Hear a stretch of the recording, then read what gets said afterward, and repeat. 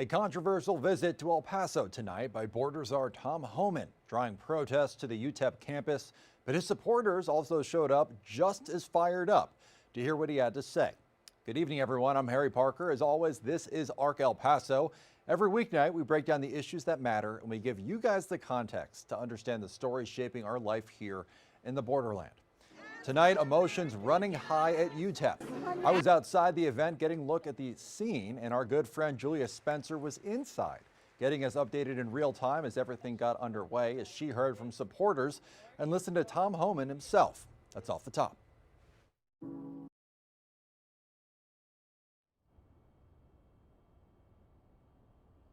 Well, the event here ended about an hour and a half ago, and I'm standing right outside of UTEP's Undergraduate Learning Center where Turning Point USA's event occurred. Now, it featured guest star President Trump's border czar, Tom Homan. Now, of course, it drew a lot of attention tonight across the borderland, and this visit drew a lot of support from the attendees within the event today, but it also sparked several outbursts from some crowd members that interrupted Homan's remarks. You are a racist. You are destroying the Constitution.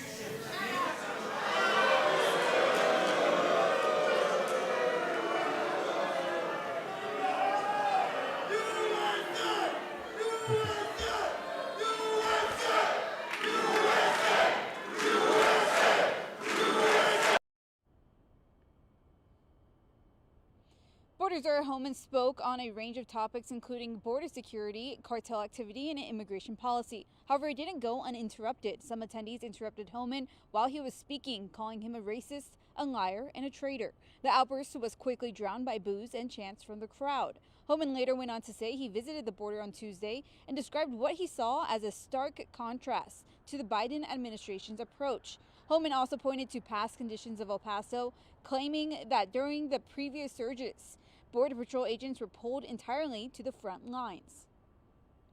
A secure border means you have stronger national security. I just told you, when 70% of the agents off the line, for instance, El Paso, let's talk about El Paso. During that administration, there was days in El Paso, and I was here. Not one Border Patrol agent was on the line for days because we're so busy dealing with the overcrowding.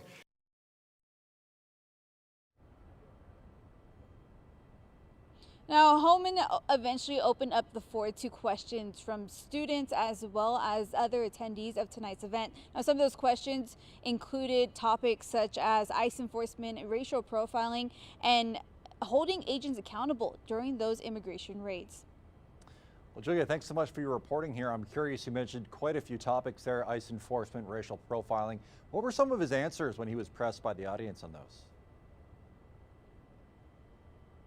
You know, some of it was dependent on the situation. Some questions included remarks of specific videos of people circulating online of ICE agents being a little forceful, or maybe even some may say attacking some people on the street who we aren't sure are illegal, are people, criminals that the Trump administration says they are deporting. So again, it's a touch and go situation. Homan did address those questions, although the crowd and some security were trying to push some of those students and attendees out for asking a certain question. Homan let them stay so that he could respond. So again, very dependable on what was asked of Homan.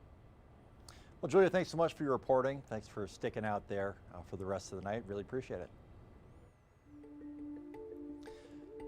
And both inside and outside UTEP, many El Pasoans making it known they do not want Tom Homan in the borderland. I spent the day speaking with protesters, again, both inside and outside the campus, about why they felt the need to speak out and why they think Tom Homan is so damaging.